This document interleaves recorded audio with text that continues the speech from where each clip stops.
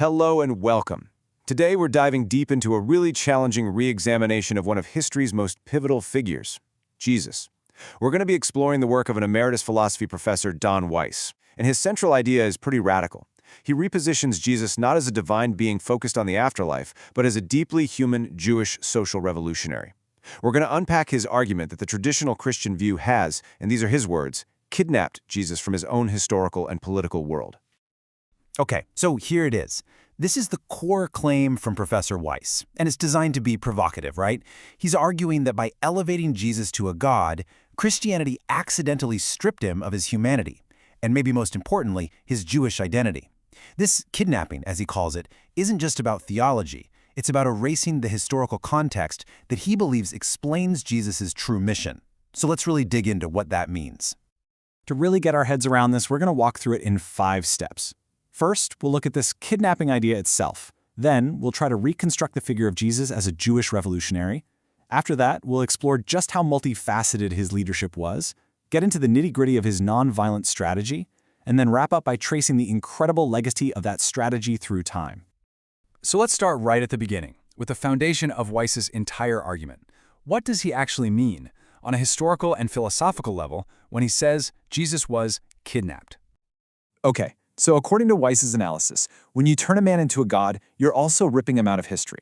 By making him a divine being, his actions get reread as metaphysical, not political. And this shift, Weiss argues, disconnects Jesus from the very specific world he lived in, Roman-occupied Judea, the politics of the Jewish temple. It obscures what Weiss believes were his real, earthly goals. That's the dehumanization he's talking about. So, if the whole divine story is a kidnapping, then what's the alternative? Well, Weiss proposes a massive shift in perspective. He introduces us to a Jesus who isn't concerned with saving souls for the next life, but a revolutionary genius completely dedicated to radically transforming this world right here and now. You know this phrase, right? It's absolutely central to Weiss's reinterpretation. He says we've been reading it all wrong. It's not a passive prayer for some distant, heavenly future. He argues it's an active political manifesto. The goal isn't in the afterlife, it's on the ground. The mission is to actually create the principles of a just kingdom here on earth and completely upend the existing social and political order. And this really lays it all out side by side.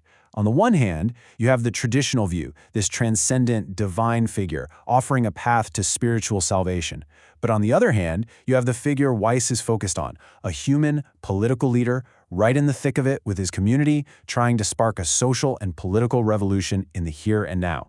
So in this framework, the phrase kingdom of God isn't some spiritual metaphor. You have to understand it as a tangible political goal. The mission then was explicitly revolutionary, to directly challenge and ultimately overthrow the powers that were running Judean society, specifically the corrupt temple leadership and the oppressive colonial rule of the Roman Empire. Okay, so if we're working with the idea of Jesus as a human revolutionary, the next question is obvious. What kind of leader was he? Weiss argues you can't just slap a single label on him. He was this incredibly multifaceted figure. So, let's take a look at all the different roles he was playing, according to this analysis. It's a question that changes everything, doesn't it? If you set aside the divine, what's left? What kind of person could have possibly inspired a movement that powerful? The picture Weiss paints is one of just astonishing complexity. He wasn't one thing, he was a combination of so many different roles. A teacher and a thinker, a prophet, in that tradition of Isaiah, always calling for social justice, a healer of both the mind and the body, a charismatic inspirer. Weiss even points out his role as a jokester, someone who used irony and wit. But here's the crucial part. All of these roles were in service of his primary identity as a brilliant political strategist, a revolutionary leader. This idea of his political genius is so central to Weiss's thesis. He argues that the whole movement kind of fell apart after the crucifixion because Jesus' leadership was so unique, so multifaceted, that he was simply irreplaceable. He wasn't just a symbol, he was the strategic and charismatic heart of the entire revolution. This might seem like a bit of a contradiction, right? I mean, we tend to think of political leaders and healers as two totally different things. So how does this analysis square the stories of miracles with the profile of a revolutionary?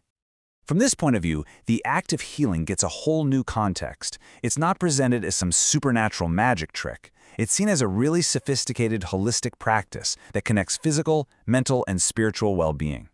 Casting out demons, for instance, is interpreted more like a form of psychotherapy, dealing with severe mental and emotional pain. For Weiss, making a person spiritually whole was the essential first step before they could join in the larger social and political change. You have to heal the person before you can heal the society. So, we've got a leader and we've got a goal. But what was the actual plan? How did this revolutionary think he was going to overthrow the most powerful empire in the world without an army? This brings us to his core strategy.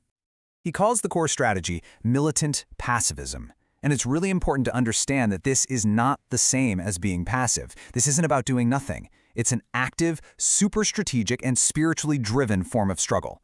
The whole idea is based on the belief that a total political revolution, even against a superpower like Rome, could be won using disciplined, non-violent means. And this quote just captures that dual nature perfectly. On the one hand, it requires this profound gentleness and commitment to nonviolence. That's the dove. But on the other hand, it demands sharp, cunning political strategy. That's the snake. It's a fight that requires both a pure heart and a brilliant mind. And the strategy unfolds in 3 connected stages. It starts inside, with the individual. You have to transform yourself spiritually to get rid of what Weiss calls inner belligerence. Once you've done that personal work, you can move to stage 2, engaging in clever strategic social action using nonviolent tactics. And the final goal, the whole point of all this inner and social work, is explicitly political, the complete overthrow of oppressive institutions like the temple and the Roman state. Finally, let's talk about the lasting impact of this idea. Because this strategy of militant pacifism didn't just disappear 2,000 years ago. It actually has this powerful, clear lineage that stretches right into our modern world. You can trace a direct line, both intellectually and strategically, right through history. According to Weiss, the seed of the idea comes from the social visions of Hebrew prophets like Isaiah.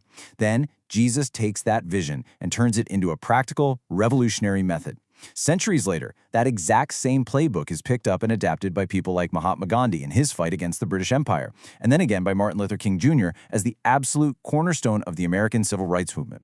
You know, to bring this huge historical strategy down to a really personal level, Professor Weiss shares this little piece of advice from his mother: kill him with kindness. It's basically the core of militant pacifism in a nutshell. When someone comes at you with hostility, you don't fight back with anger. You respond with a disarming act of thoughtful kindness, and you sort of shame the aggressor into changing their ways. And so, this whole re-examination leaves us with a really powerful and, frankly, urgent question. We've traced this idea from ancient prophets all the way to 20th century icons. But what about now? In our world of complex global conflicts and online outrage, what does it actually mean to be as cunning as a snake, but as gentle as a dove? It's definitely a question worth thinking about.